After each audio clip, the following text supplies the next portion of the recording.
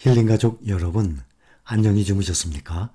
오늘은 8월 18일 목요일 새벽 4시 30분입니다. 아직 미국 시장 돌아가고 있는데 오늘은 오랜만에 평상시에는 하락에도 0. 몇 %씩 하락하는데 오늘은 하락의 폭이 조금 큽니다. 나스닥이 1%대 하락 중이고 또 필라델피아 반도체 지수는 약 2%대 하락 중입니다. 그 이전에 여러분들 댓글 한 분 함께 하면서 말씀을 드립니다. 3월에 시작하면서 남편은 사서 아무것도 않고 놔두고 저는 하락시마다 계속 매수했습니다. 하락시에 현금이 적어서 저가에 많이 사지도 못했는데도 현재 저는 양전이고 남편은 아직 마이너스입니다.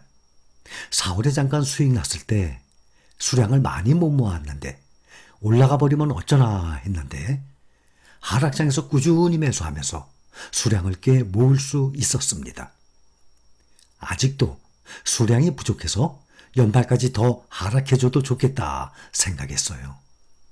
무서운 하락장엔 돈이 없어서 그렇게 신나게 샀는데 양전하고 나니까 오히려 매수가 어렵네요.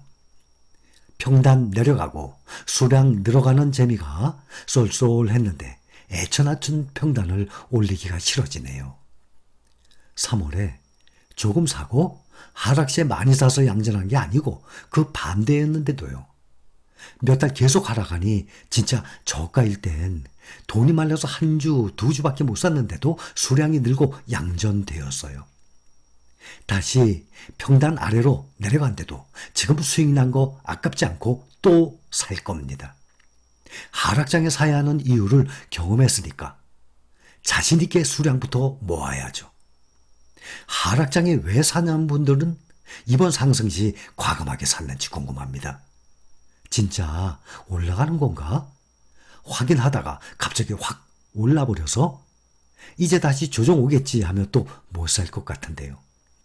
하락하면 또 하락할 때 왜 사냐고 반복하겠죠. 약세장 하락장에 분할 매수하는 거 너무 좋고 힐링쌤 말씀이 여기까지입니다. 여러분, 지금 이 하락장이 오래 갈 것 같고 앞으로 상승장이 안 올 것 같고 불안한 마음을 가지고 계신 분들 현재 주식 매수해서 가지고 계시죠? 더 이상 그러면 매수하지 말고 경험을 한번 해보세요. 앞으로 몇 년 후에 진과 같은 역대급 52년 만의 역대급은 안 오더라도 강세장, 약세장 계속 반복이 됩니다. 대신 그게 몇 년이 가겠죠. 약세장보다 강세장이 2배 이상 긴 기간이거든요. 그러면 몇 년 후에 약세장이 다시 올 거 아닙니까? 이번에 강세장이 오면 이렇게 해서 다시 올라가는 거구나. 확신 있으면 몇 년 기다렸다가 약세장 오면 그때는 확실하게 행동을 취해보세요. 만약에 지금 더 이상 자신이 없는 분들, 돈이 없으면 어쩔 수 없고 절대 매도하지 마세요. 약세장에서는. 어차피 매도하면 은행에 넣어둘 것 아닙니까? 은행이자 2년치 그러면 7% 되겠죠? 앞으로 2년 후가 되면 상승장이 되면 약세장이 3년, 4년 된 적이 없었어요. 역사적으로. 길어야 1년, 2년, 2년 반. 보통 1년에서 2년 사이입니다. 지금 8개월째죠? 올해 말까지면 1년이에요. 또 우리가 예상하는 내년 6월까지 1년 반이에요. 그 정도면 충분해요. 그 다음에 강세장 오면 은행 이자 이상의 수익이 나옵니다. 그때 매도해도 충분합니다. 그러니 제가 드리는 말씀은 자신이 없는 분 말씀드리는 거예요. 더 이상 매도하지 말고 절대 팔지 마세요. 또 자신 없으면 안 사도 돼요. 대신 이 기간을 기다리세요. 어차피 은행에 넣어놨다 생각하면 될 것 아닙니까?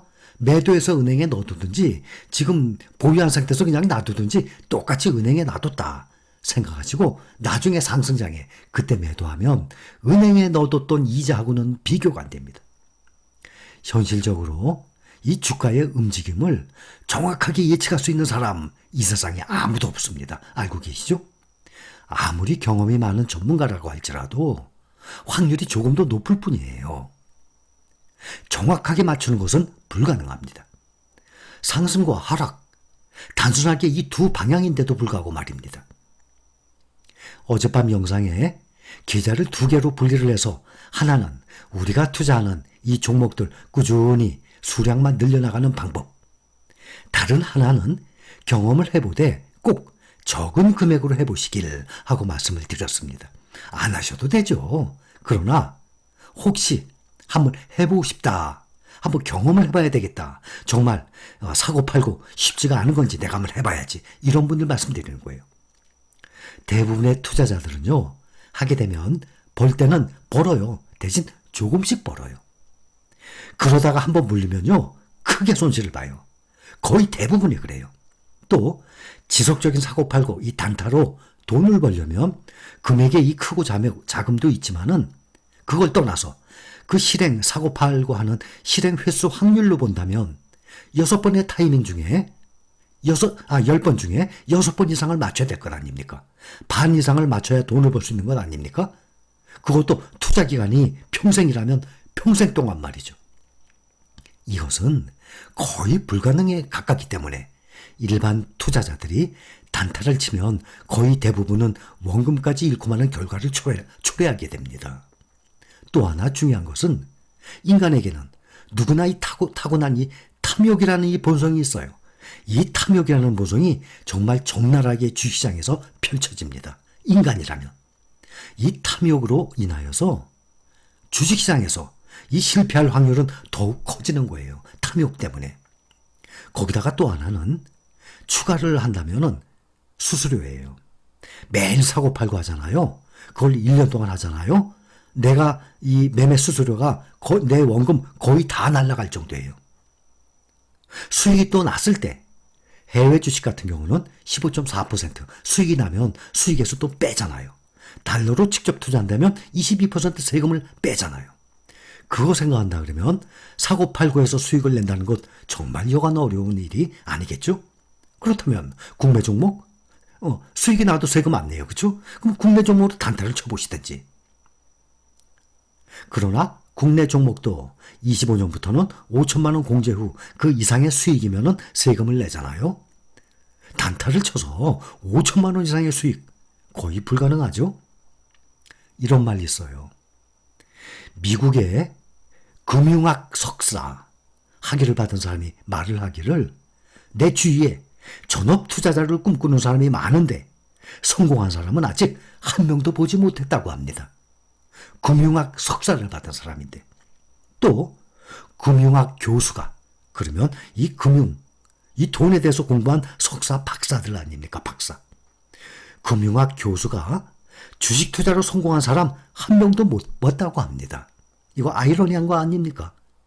금융학 박사, 석사면은 일반 개인들보다 돈 많이 벌어야 될 거 아니에요. 주식시장에서. 그런데 그런 사람들을 보질 못했다는 거예요. 일반 개인 투자자가 사고 팔기를 반복해서 수익을 쌓아나간다? 정말 불가능합니다. 그래서 해보되 투자 자금의 10분의 1. 근데 5천만 원의 투자 자금이에요. 그럼 10분의 1? 500만 원이에요. 결코 작은 금액이 아니에요. 그러니까 1, 200 가지고 그러니까 얼마를 버냐가 아니라 수익률이 몇 프로가 나오냐를 보기 위해서 한 1, 200, 300만 원 요만큼만 가지고 한번 경험을 해보시고 싶은 사람들 있으면 본인이 해봐야 알겠죠. 직접 겪어봐야 되겠죠. 이게 바로 주식시장이에요. 개인이 주식시장에 들어와서 재산 증식을 할 수 있는 방법은 강조하고 있죠. 세계 1등 시장에 묵묵히 장기 투자하는 방법 외에는 없습니다. 근데 그것이 개별 종목이 아니라 우리는 ETF로 시장 자체에 투자를 하잖아요. S&P 500, 나스닥 100, 필라델피아 반도체 이렇게 시장 자체에 투자를 하고 있는 것 아닙니까? 왜? 미국의 100년 이상의 역사상 주가 우상향이 증거가 아닙니까? 그런데 과거가 그랬다고 미래도 그럴까요? 아니에요. 그런 보장은 없어요. 주식시장에요. 보장이라는 말은 없어요. 원금 보장, 또 앞으로 수익 날 보장은 없어요. 그런데 이런 부정적 마인드의 소유자라면 아예 처음부터 주식뿐만이 아니에요. 투자 자체를 하지 않는 것이 아마 정신 건강에 도움이 될 것입니다. 자, 여러분들 각자 생각해 보시기 바랍니다. 여기까지 감사합니다.